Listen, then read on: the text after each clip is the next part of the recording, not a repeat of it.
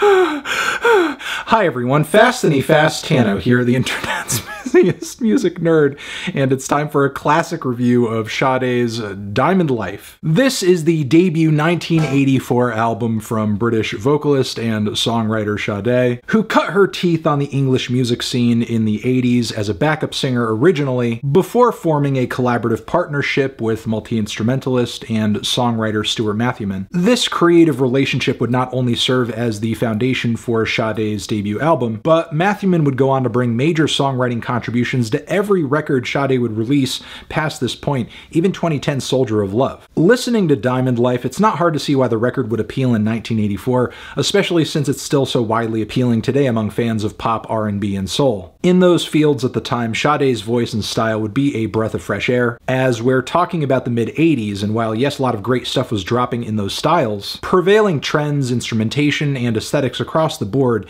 in music were louder, were more synthesized, and more rigid than ever. I mean, Thriller was a few years deep into setting such a maximal tone for pop and R&B, and Madonna's Like a Virgin was just months away from hitting the airwaves for the first time. But Sade's Diamond Life couldn't be less interested in the pomp that defined much of the 80s. This record was more on a mission to deliver the smoothest and most modern take on soul possible for the time period. Something I wouldn't say she was alone in at the time per se. Smoother strains of soul music were wildly popular throughout the 70s. Marvin Gaye himself even dropped Midnight Love, which of course featured sexual healing just a few years earlier. But Sade's approach, especially on Diamond Life, was much more meditative, it was subtler, it was jazzier than many of her contemporaries at the time. These would go on to be defining characteristics for much of her catalog from here as well, so if you enjoy this record, you're probably going to like her next several too. However, I would say Diamond Life is a great place to start, due to its organic ambiance, its strong songwriting, and pristine production. The beauty of this record is simple, it's uncomplicated, and really consistent too, as many of the songs on this record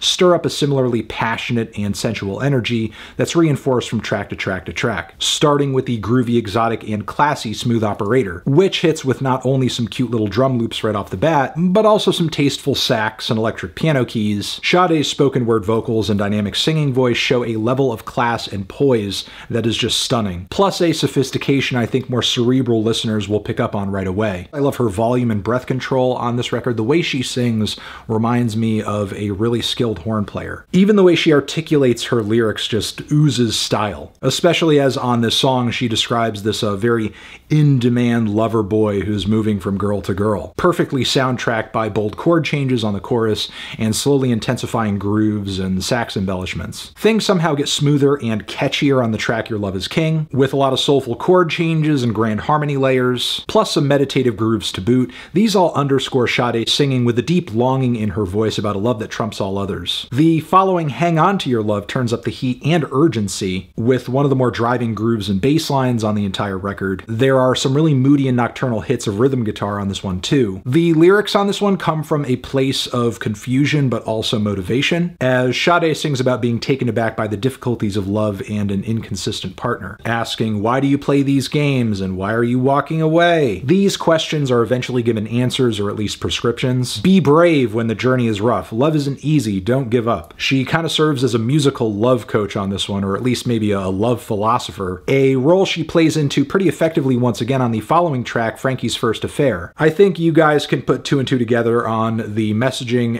and the story of the song if you listen to it, but what really brings this track home for me is the pain in Sade's voice during certain passages of the track.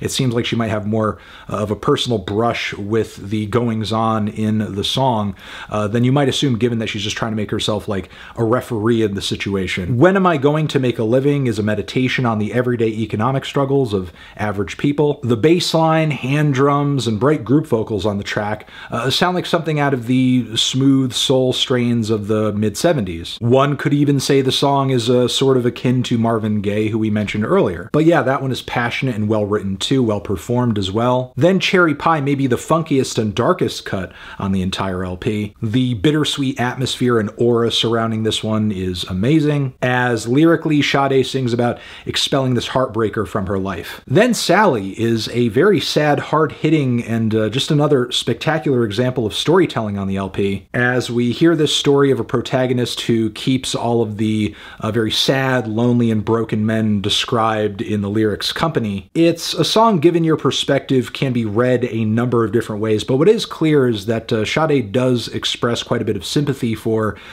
this character's burden that she's putting on herself dealing with these guys. The fiery jazz, piano, and sax work throughout the track only reinforce the sultry energy and painful loneliness radiating off the track too. The sweet and endearing I Will Be Your Friend easily has the most feel-good and sing-along chorus on the entire LP. I will be your friend. Then the closing track is a very chill and meditative take on the track Why Can't We Live Together, which not only helps end the album off on a positive note, but also shows the love Sade sings about on this record isn't just reserved for romantic interests, it's also about the world around her as well. Yeah, really fantastic and pretty much flawless batch of tracks on this record. This thing is a stunning, smooth, spotless, and gorgeous soul record with a lot of groove, passion, and sensuality. Fantastic lyricism and singing as well, and it's absolutely, positively a classic, and you should listen to it. Thank you. Okay. Transition, have you given this album a listen? Did you love it? Did you hate it? What would you rate it? You're the best, you're the best. What should I review next? Hit the like if you like. Please subscribe and please don't cry. Hit the bell as well. Over here next to my head is another video that you can check out. Hit that up or the link to subscribe to the channel. Anthony Fantano, Sade, forever.